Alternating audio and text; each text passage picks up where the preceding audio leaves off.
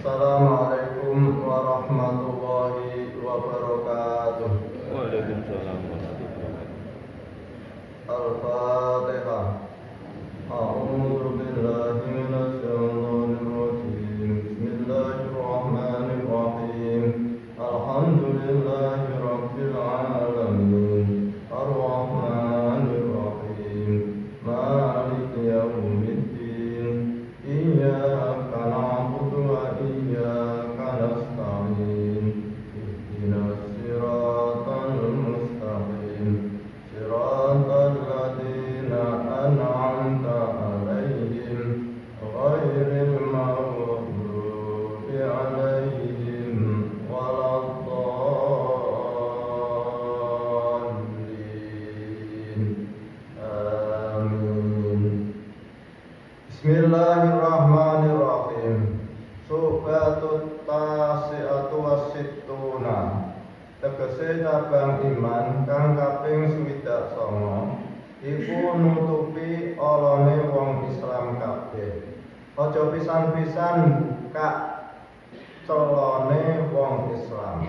Lan aja pisan-pisan ngrasani wong Islam. Angin kena den rasani ala krana arah supaya wong liyane aja kumpul lan aja tiru-tiru atau wong kang ahli bid'ah atau ngrasani wong kafir atau wong kang murtad. Mongko wenang ngrasani kaya ingkang kanggus kasebut ing dalem kitab-kitab fikih. Bismillahirrahmanirrahim. Alhamdulillahirabbil alamin. Pada pagi hari ini kita sudah sampai cabang iman yang ke 69, yaitu mengumpat, menggunjing, bahasa Jawa ngerasani. Ini bagi kita itu kadang-kadang lengah. Yang namanya mengumpat saudara kita itu seolah-olah bukan merupakan perbuatan yang diharamkan oleh agama kita atau yang dilarang. Jadi pagi hari ini kita mencoba mencari tahu tentang batasan-batasan mengumpat.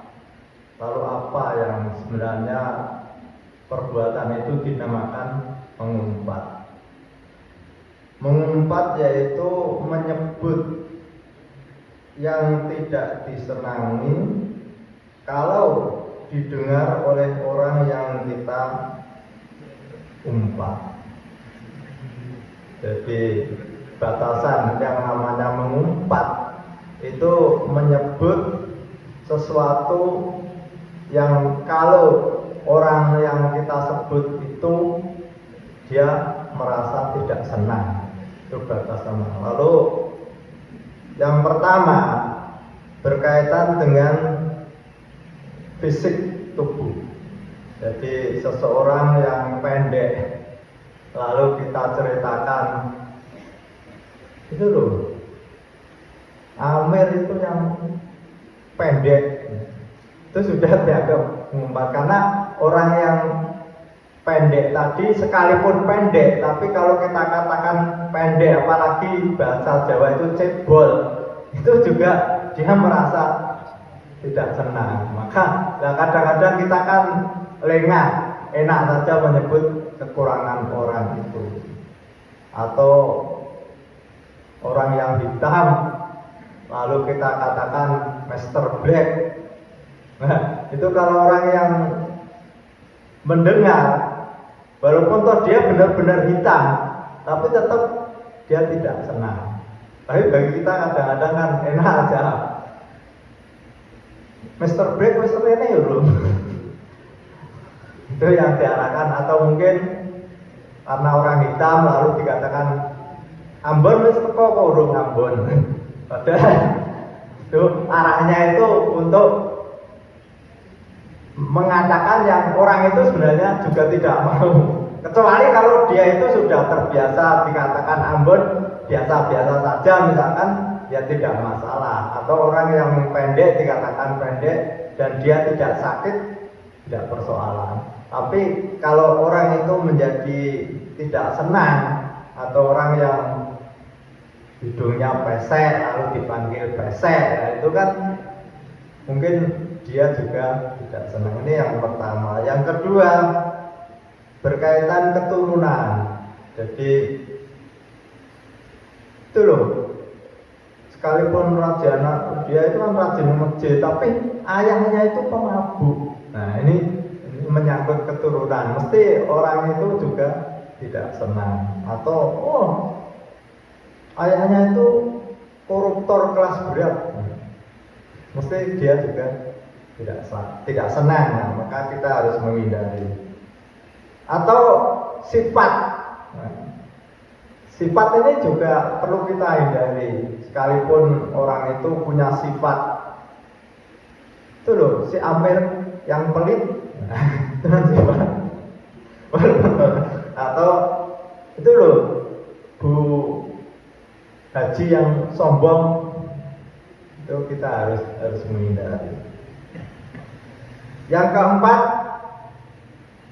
berkaitan dengan agama. Jadi, Pak Amir yang sholatnya dantek,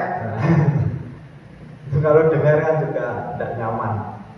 Walaupun toh memang sholatnya kadang-kadang, tapi kalau kita sampaikan, orang itu akan tidak senang. Atau ada lagi Pak Amir yang puasanya tutup kendang. Jadi tanggal 1 puasa, nanti menjelang Idul Fitri puasa. Kan kadang-kadang ada orang seperti itu. Tapi kalau kita katakan tutup kendang itu ya juga dia malu atau dia sakit.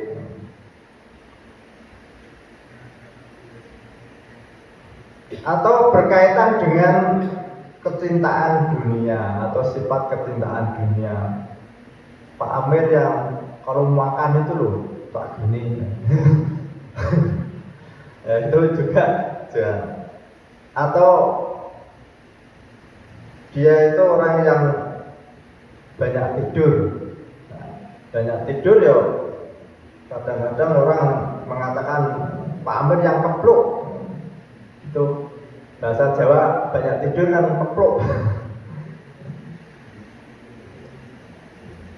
Lalu kenapa kok orang itu mau menyebut aib atau kekurangan saudaranya? Itu yang pertama, yaitu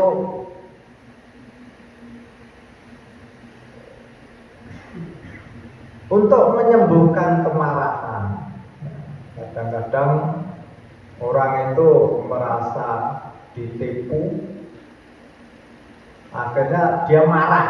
Nah, marah ketika ketemu orang lain, dia akan cerita, Pak Amir itu ya, dulu itu dia merangek-rangek pada saya, minta dikasih modal. Tiap hari datang menceritakan bahwa dia itu punya keahlian bengkel motor, tapi tidak punya modal. Tiap pagi ke tempat saya merengek-rengek minta dimodali. Tapi setelah saya tolong, ternyata apa? Ternyata dia menipu saya. Setelah maju, dia mengembalikan modal dan dia mengambil pinjaman di bank. Akhirnya bengkelnya menjadi besar, saya ditinggal. Ini kan orang marah, dulu merintis sama saya, tahu-tahu sekarang dia menjadi besar, malah saya tidak diajak kerja sama. Itu kan orang kadang-kadang marah seperti itu. Waktu tidak punya modal minta dimodali kerjasama, kalau untung ya dirasakan bersama, kalau rugi dirasakan bersama. Tapi setelah dia berkembang, tahu bahwa wah ini kalau kerja sama Pak Ludawi, keuntungannya saya cuma sekian, pinjam bank saja lebih banyak untungnya. Orang jadi marah, akhirnya ketemu Pak Sigit loh. Wah, Pak Amir ini ternyata menipu saya. Dulu minta kerjasama, setelah dia berkembang saya ditinggal. Itu nanti ketemu orang lain loh cerita begitu. Karena untuk menyembuhkan kemarahannya itu kan, kadang-kadang kemarahan itu kalau tidak diungkap itu rasanya tidak nyaman. Nah ini kalau orang itu tidak punya keimanan yang sempurna, itu lepas. Tapi kalau orang itu imannya sempurna, dia tahu bahwa mengumpat ini dosanya double. Yang pertama dosa terhadap Allah, yang kedua dosa terhadap manusia. Dan persoalannya lebih rumit kalau dosa terhadap manusia. Bagi Allah kita bertobat, baca istighfar, selesai. Tapi manusia kadang-kadang untuk memaafkan itu sulit, sehingga nanti sampai di akhirat nanti bisa menuntut balik. Dulu saya diumpat sama Pak Haji Udawi, ceritakan begini-begini, saya minta pengadilan, nanti Allah akan mengadili itu, dan Allah tidak akan mengampuni sebelum misalkan Pak Amir tadi memaafkan. Ini kan, maka kita dengan taklim ini lebih hati-hati ketika menyebut aib orang lain, walaupun toh itu kemarahan. Lalu itu kan kenyataannya seperti itu. Pak Amir kan menipu saya. Nah, yang namanya mengumpat itu menyampaikan apa yang sebenarnya. Tapi kalau kenyataannya tidak benar, itu dosanya lebih banyak lagi, namanya berdusta atau menfitnah. Jadi kalau mengumpat itu menyampaikan apa adanya. Pak Amir itu penipu, memang benar-benar penipu. Tapi kalau Pak Amir tidak menipu, lalu kita mengada-ada menipu, nah itu pertama dosa membuka aib orang lain, yang kedua berdusta atau menfitnah. Itu menfitnah. Jadi orang yang tidak berbuat menipu, kita sampaikan bahwa dia menipu. Maka ini kita zaman teknologi canggih, di mana sering berita-berita bohong. Kita harus hati-hati kalau nge-share itu. Kalau itu bohong dan kita share ke grup, akhirnya mempengaruhi pendapatnya orang-orang itu, kita ikut jariah berdosa. Jadi ketika kita nge-share dan ini benar-benar valid atau tidak, misalkan berkaitan kesehatan itu orang ini benar-benar ahli kesehatan apa hanya sekedar tahu-tahu sedikit. Nah, tapi kita tidak teliti, langsung di-share begitu saja, padahal yang mengatakan ini bukan ahlinya. Lalu penyebab yang kedua yaitu untuk menolong percakapan. Jadi ketika Pak Haji Udawi cerita sama Pak Sigit bahwa Pak Amir itu menipu saya begini, lah Pak Sigit biar akrab dengan Pak Haji Udawi, oh ya saya juga dengar kalau Pak Amir itu sama Pak Sabarudin juga begitu, dia pernah mengajak kerjasama. Nah, ini kan kelihatannya akrab, tapi sebenarnya Pak Sigit ini juga mengada-ada, atau mungkin sebenarnya tahu tapi mestinya harus ditutup, tidak disampaikan. Nah, ini kadang-kadang kita ingat seperti itu. Lalu yang ketiga, untuk mengangkat dirinya mempunyai kelebihan. Nah, jadi kadang-kadang orang ingin lebih tinggi daripada orang lain, lalu dia, Pak Amir itu apa? Dia itu tidak mondok, dia itu tidak belajar agama, ya kok mimpin jamaah. Ini tujuannya apa? Biar dia diketahui oleh orang bahwa dia itu lebih tinggi daripada Pak Amir, sehingga dia kekurangan orang lain itu disebutkan dalam rangka biar orang lain tahu bahwa saya ini loh dulu mondok di Meranggen 10 tahun. Dan Pak Amir itu hanya berapa? Saya tahu persis dia itu waktu kecil itu cuma ngaji sama Pak Farudin misalnya begitu. Nah, ini untuk mengangkat bahwa dia itu mempunyai lebih terhadap orang lain. Yang terakhir yaitu dia itu merasa tidak nyaman kalau ada orang lain itu dipuji, dimuliakan. Jadi misalkan ada ustadz di kampung, lalu jamaahnya banyak, nah dia merasa tidak senang kalau orang lain itu, si ustadz ini dimuliakan oleh jamaah, sehingga dia mencoba menyampaikan kekurangan si ustadz itu. Ustadz A itu dulu dia pernah mabuk, dia sekarang jadi ustadz. Ya, itu kan dia merasa bahwa orang yang dimuliakan, yang dihormati itu dia itu kan nikmat. Tapi dia tidak senang kalau orang itu dimuliakan, sehingga akhirnya karena ada rasa dengki, tidak senang orang itu mendapat nikmat, lalu dia menyampaikan kekurangan itu agar orang itu tidak memuliakan pada ustadz itu. Nah ini maka nanti kita lanjutkan, lalu bagaimana agar kita itu bisa menghindari dari yang namanya mengumpat itu. Nah ini terakhir saya ngambil dari kitab Ihya Ulumuddin, itu ada sabda Rasulullah SAW yang bisa sebagai pegangan kita.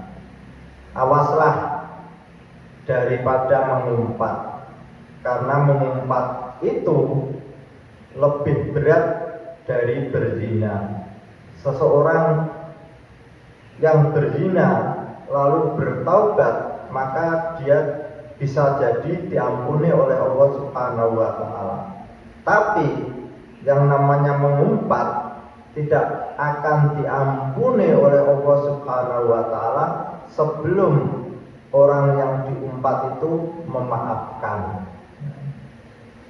Jadi kalau orang itu berzina lalu bertaubat dan Allah mengampuni taubatnya, dosanya sudah selesai. Tapi kalau kita ngumpat, ngerasani, itu kita membaca istighfar sebanyak-banyaknya, Allah tidak akan mengampuni dosa kita sebelum orang yang kita rasani, orang yang kita umpat itu memaafkan kita. Al-Fatihah. Bismillahirrahmanirrahim. Alhamdulillahirabbil alamin, arrahmanirrahim, maliki yaumiddin. Iyyaka na'budu wa iyyaka nasta'in. Ihdinas siratal mustaqim. Siratal ladzina an'amta 'alaihim ghairil maghdubi 'alaihim waladdallin. Amin. Pertanyaan. Ibu.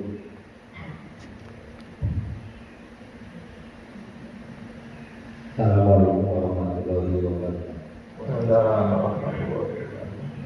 Kajian kali ini kayaknya kok saya tertarik untuk bertanya.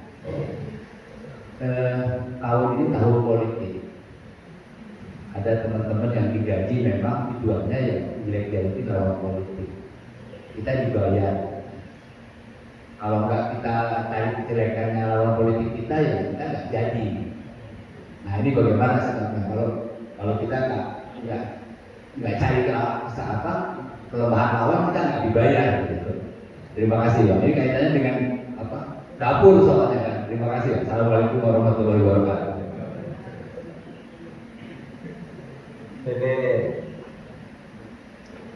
yang namanya persaingan. Nah, itu pasti kita untuk bisa menjadi menang, kita ibarat dagang. Biasanya kalau udah pinter-pinter menyampaikan kualitas, itu kita akan kalah. Seperti misalkan kita punya produk kecap, kecap cap lele, terus yang satu kecap cap butuk. Misalnya, nah kita punya produk cap lele, berarti kita berusaha untuk menyampaikan bahwa ini kelebihan-kelebihan. Nah, yang kadang-kadang kita lengah, lalu menyebutkan kekurangan-kekurangan produk orang lain. Ini tidak boleh. Jadi kita boleh menyebutkan kebaikan-kebaikan kita, boleh dalam rangka menggiring orang itu membeli produk kita. Tapi kita dilarang oleh agama kita menyampaikan kekurangan produk orang lain. Jadi kita katakan kalau kecap ini bahannya dari kedelai yang begini, lalu kita proses begini, dan prosesnya berapa kali penyaringan dan sebagainya. Nah, orang kan jadi terbawa, ya bagus begini. Nah, kita tanpa menyebut produk lain itu lebih aman. Tapi kalau sudah kita menyebut, tapi kalau yang cap kutuk ini, saya tahu itu bahannya dulu dari kedelai yang murah-murah dan prosesnya mesinnya masih mesin tradisional, sementara saya mesin modern. Itu sudah. Nah, begitu tahu tahun politik, Pak Sabarudin mau jadi wali kota. Terus Pak Sigit juga nyalon wali kota. Nah, Pak Sabarudin sebagai tim sukses, misalkan tim suksesnya diajari Pak Sabarudin begini bersih, sudah orangnya begini-begini, itu bagus menyampaikan. Tapi kalau sudah menyebut, kalau Pak Sigit itu orangnya dulu pernah kasus begini-begini, nah itu ya boleh. Tapi karena persoalan dunia, kadang-kadang kita menghalalkan segala cara. Tapi kalau niatnya hanya untuk akhirat, itu aman. Akhirat aman. Karena kalau orang itu niatnya urusan akhirat, itu pasti bersih. Pasti. Dia tidak akan mencela orang lain, tidak akan memfitnah. Tapi kalau sudah ada kepentingan duniawi, ya, kepentingan uang, atau kepentingan ingin mulia, ingin pangkat, nah, itu sudah orang itu lalu yang namanya dunia itu kan harta, pangkat, wanita, nah, itu sudah. Kalau tiga ini niatnya berangkatnya ada kepentingan tiga ini, maka sudah bisa dipastikan menghalalkan segala cara. Nah, sekarang kita lihat orang-orang yang ingin jadi gubernur, yang menjadi wali kota, itu niatnya apa? Kalau niatnya untuk bekal besok di akhirat, saya yakin dia akan pakai jalan. Tapi kalau sudah niatnya untuk biar saya hebat jadi wali kota, biar saya dapat uang banyak, udah, itu udah aman. Jadi kembali lagi Pak Sabarudin, orang-orang yang ingin jadi pemimpin kita itu niatnya apa? Kalau niatnya untuk bekal di akhir karena saya ingin mengabdi pada masyarakat dan pengabdian saya itu dalam rangka untuk bekal besok di akhirat, dia pasti akan hati-hati. Begitu ya Pak ya.